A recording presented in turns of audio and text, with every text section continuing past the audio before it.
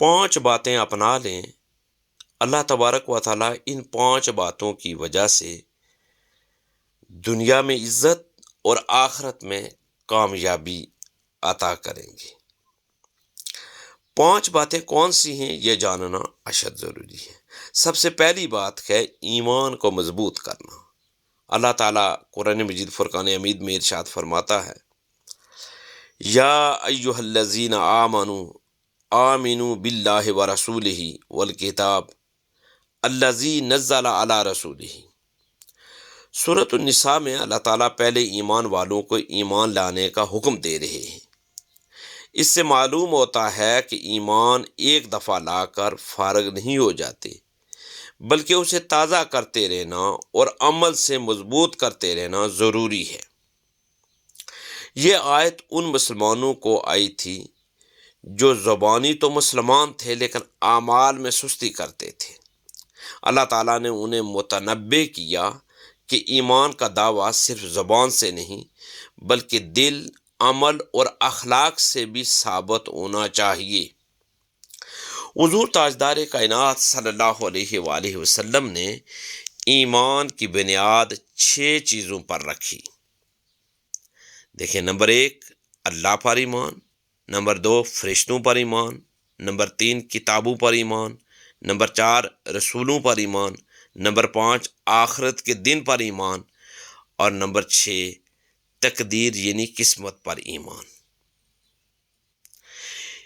یعنی ایمان صرف زبانی نہیں، عقیدے اور یقین کے ساتھ ہونا چاہیے کہ ہر چیز اللہ کے حکم سے ہے۔ یہ صحیح مسلم کی حدیث پاک ہے۔ حضور تاجدار کائنات صلی اللہ علیہ وآلہ وسلم نے طائف میں لوگوں کو اللہ کا پیغام سنایا۔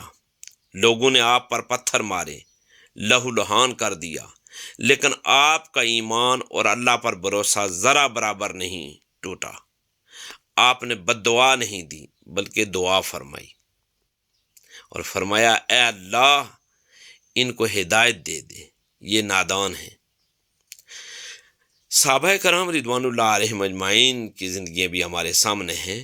حضرت بلال حبشی رضی اللہ تعالیٰ عنہ کو مکہ کے کافروں نے سخت سزائیں دی۔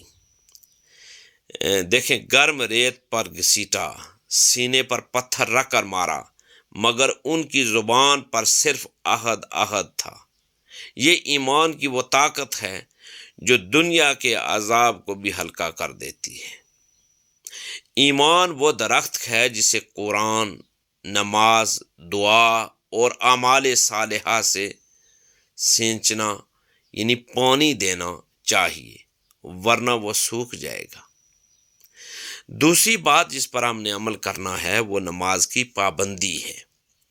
اللہ تبارک و تعالیٰ قرآن مجید فرقان حمید میں ارشاد فرماتے ہیں، ان الصلاۃ تنہی عن الفحشاء والمنکر۔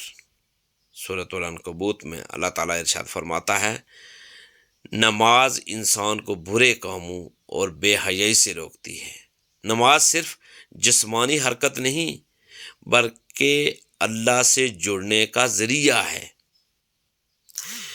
یہ آیت اس وقت آئی جب مسلمان مدینہ میں آہستہ آہستہ معاشرتی زندگی اختیار کر رہے تھے۔ انہیں معاشرتی برائیوں سے بچنے کے لیے نماز کی تلقین کی گئی۔ حضور تاجدار کائنات صلی اللہ علیہ وآلہ وسلم کا ایک ارشاد پاک ہے کہ نماز مومن کی معراج ہے۔ یعنی نماز کے ذریعے مومن اللہ سے ملاقات کرتا ہے، دل اللہ کے سامنے جھک جاتا ہے، گناہ جڑتے ہیں۔ حضور تاجدار کائنات صلی اللہ علیہ وآلہ وسلم آخری بیماری میں جب شدت سے کمزور ہو گئے تو بھی صحابہ کرام رضوان اللہ علیہم اجمعین کو حکم دیا کہ نماز کا خاص اہتمام کرے۔ خود 2 صحابہ کے سہارے سے مسجد نبوی میں آتے اور نماز کی امامت فرماتے۔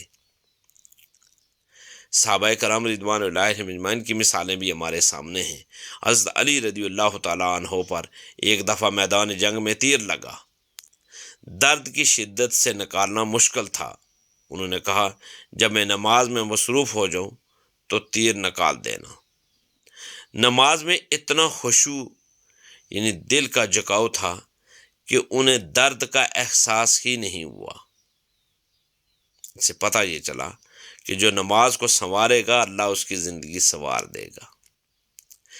تیسری جو بات ہے جس پر ہم نے مکمل عمل کرنے کی کوشش کرنی ہے وہ اچھے اخلاق ہے۔ اللہ تعالیٰ قرآن مجید فرقان حمید میں ارشاد فرماتا ہے وَإِنَّكَ لَعَلَىٰ خُلُقٍ عَظِيمٍ، یعنی اے نبی آپ عظیم اخلاق پر ہیں۔ کفار مکہ حضور نبی پاک صلی اللہ علیہ وآلہ وسلم کو نعوذ باللہ مجنون کہتے تھے، مگر اللہ نے ان کے طعنوں کا جواب آپ کی اخلاقی بلندی سے دیا۔ حضور تاجدار کائنات صلی اللہ علیہ وآلہ وسلم نے فرمایا سب سے زیادہ کامل ایمان والا وہ ہے جس کا اخلاق سب سے اچھا ہے۔ اور دیکھیں فتح مکہ کے دن جب دشمن سامنے جھکے کھڑے تھے، آپ صلی اللہ علیہ وآلہ وسلم نے انہیں نہ قتل کیا نہ بدلہ لیا، بلکہ فرمایا اذهبوا وانتم طلقاء، جاؤ آج تم سب آزاد ہو۔ از خواجہ معین الدین چشتی اجمیری رحمۃ اللہ علیہ نے اخلاق کے ذریعے لاکھوں ہندوؤں کو اسلام کی طرف مائل کیا، اب کسی کو حقیر نہیں سمجھتے تھے۔ اس سے معلوم یہ ہوا کہ عمدہ اخلاق دلوں کو جیتنے کا سب سے طاقتور ذریعہ ہے۔ چوتھی بات جس پر ہم نے عمل کرنا ہے وہ صبر اور شکر ہے۔ قرآن مجید فرقان حمید میں اللہ تعالیٰ ارشاد فرماتے ہیں ان اللہ مع الصابرین، یعنی اللہ صبر کرنے والوں کے ساتھ ہے۔ جب صحابہ کرام رضوان اللہ علیہم اجمعین مکہ میں ظلم و ستم برداشت کر رہے تھے، یہ آیات ان کے دلوں کو حوصلہ دینے کے لیے نازل ہوئی۔ نبی پاک صلی اللہ علیہ وآلہ وسلم نے فرمایا مصیبت پر صبر کرنا جنت کا راستہ ہموار کرنا ہے، اور اس سے جنت کا راستہ ہموار ہوتا ہے۔ دیکھیں طائف کے سفر میں نبی پاک صلی اللہ علیہ وآلہ وسلم پر پتھر مارے گئے، خون بہہ نکلا، لیکن صبر کا ایسا نمونہ پیش کیا کہ انسانیت حیران رہ جائے۔ صحابہ کرام رضوان اللہ علیہم اجمعین کی زندگیاں بھی ہمارے سامنے ہیں۔ حضرت خباب بن ارت رضی اللہ تعالیٰ عنہ کو آگ پر لٹایا گیا، مگر انہوں نے صبر کیا اور اللہ پر بھروسہ رکھا۔ اس سے معلوم یہ ہوا کہ صبر مصیبتوں کو آدھا کر دیتا ہے اور شکر نعمت کو دگنا کر دیتا ہے۔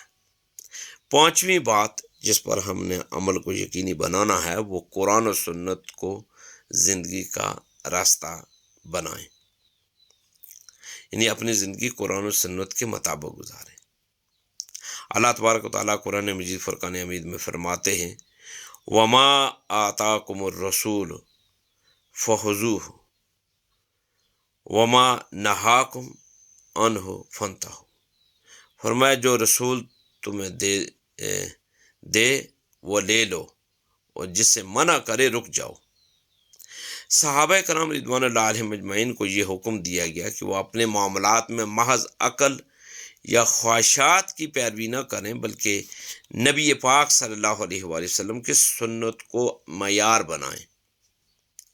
حضور تاجدار کائنات صلی اللہ علیہ وآلہ وسلم کا ایک فرمان ہے کہ تم میں سے جو میرے بعد زندہ رہے گا وہ بہت اختلاف دیکھے گا، پس میری سنت اور ہدایت یافتہ خلفائے راشدین کی سنت کو مضبوطی سے تھام لو۔